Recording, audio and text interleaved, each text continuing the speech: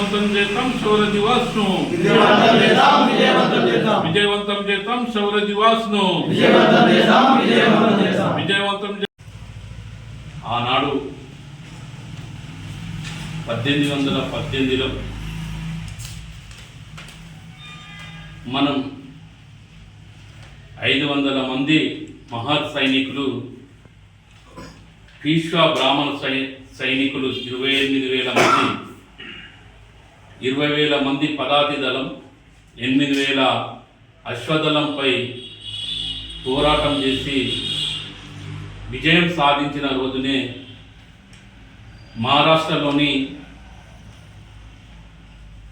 పూణే సమీపంలో ఉన్నటువంటి భీమా నది పరిహార ప్రాంతం పక్కన ఉన్నటువంటి భీమా కోరేగాంలో ఆనాడు యుద్ధంలో అమరులైనటువంటి మహర్ సైనికులు 12 మంది, వాళ్ళకు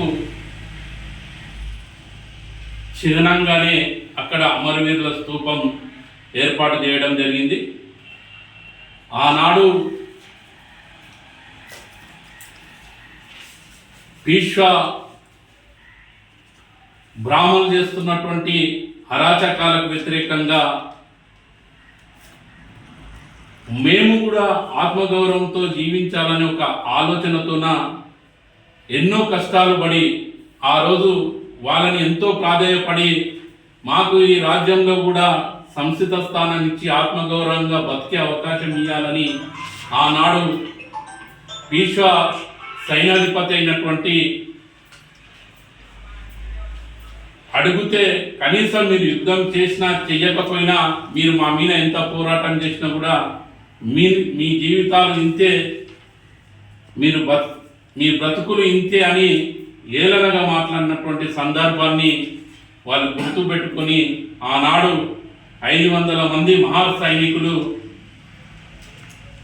200 కిలోమీటర్లు కాలినడకన నడుచుకుంటూ వెళ్ళి ఆకలితో ఉండి కూడా ఎటువంటి అవకాశం లేకున్నా ధైర్యంగా ఆనాడు 28,000 మంది పీష్వా సైన్యంపై యుద్ధం చేసి గెలవడం జరిగింది. ఆనాటి నుండి అక్కడ ఉన్నటువంటి బ్రిటిష్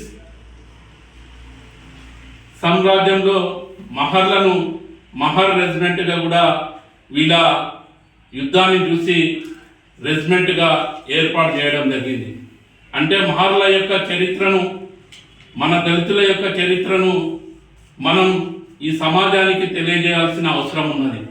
మనం ఎదుర్కొన్నటువంటి ఏ సమస్యనైనా కూడా ఈ భావితరాలకు ఈ చరిత్రను అందించాలని ఒక లక్ష్యంతోనే మనం ఈరోజు ఆ విజయ దివాస్ కార్యక్రమాన్ని, శౌర్య దివాస్ కార్యక్రమాన్ని ఏర్పాటు చేసుకున్నాం. దాన్ని అందరూ కూడా విజయవంతం చేయాల్సిందిగా తెలంగాణ మాలమానాడుగా పిలుపునిస్తూ ఉన్నాం. ఆనాడు 1927లో డాక్టర్ బాబాసాహెబ్ అంబేద్కర్ గారు మొదటిసారిగా భీమా కోరేగాంని సందర్శించడం జరిగింది. ఆనాడు డాక్టర్ బాబాసాహెబ్ అంబేద్కర్ గారు ఇది దళితుల యొక్క ఆత్మగౌరవానికి ప్రతీక, కంపల్సరీ ప్రతి ఒక్కరు కూడా ప్రతి జనవరి 1న మన విజయాన్ని, మనం ఏదైతే విజయం సాధించినామో మన వీరులు ఆ రోజు ఎంతో పోరాటం చేసి ఈ 28,000 మంది బ్రాహ్మణ సైన్యంపై విరోచితమైన పోరాటాన్ని సాధించారు. కాబట్టి ఆ చరిత్రను వెలుగులోకి తీసుకురావాలనే ఒక లక్ష్యంతోన ఆనాడు డాక్టర్ బాబాసాహెబ్ అంబేద్కర్ గారు 1927లో జనవరి 1న దాన్ని సందర్శించి ఆనాటి నుండి ఈనాటి వరకు కూడా ప్రతి సంవత్సరం కూడా అక్కడ శౌర్య దివస్గా, విజయ్ దివస్గా జరుపుకోబోతూ ఉన్నారు. ఖచ్చితంగా తెలంగాణ మాలమానాడు ఆధ్వర్యంలో కూడా మన చరిత్రని మనం వెలికి తీసి ఈ సమాజంలో ఉన్నటువంటి యువతకు తెలియజేయాలనే ఒక లక్ష్యంతోనే ఈ కార్యక్రమాన్ని ఏర్పాటు చేసుకున్నాం. ఖచ్చితంగా